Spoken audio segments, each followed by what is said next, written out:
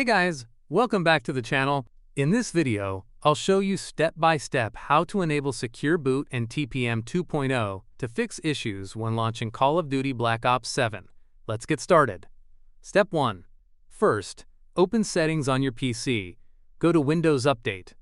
Scroll down to Advanced Options, then click Recovery.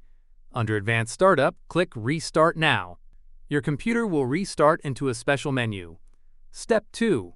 Once the blue window opens, click Troubleshoot. Next, select Advanced Options.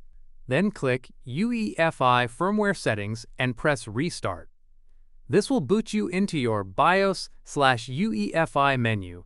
Step 3. Enable Secure Boot and TPM 2.0. Inside the BIOS, look for a tab called Boot, Security, or sometimes Advanced. Find Secure Boot and change it to Enabled. Now, look for TPM 2.0, sometimes called PTT on Intel systems or FTPM on AMD. From the drop-down menu, select Enable. Once both Secure Boot and TPM 2.0 are enabled, press F10 to save and exit. Confirm by pressing Yes, and your computer will restart.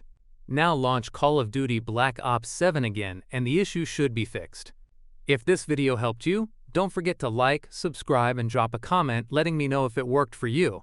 Thanks for watching, and I'll see you in the next one.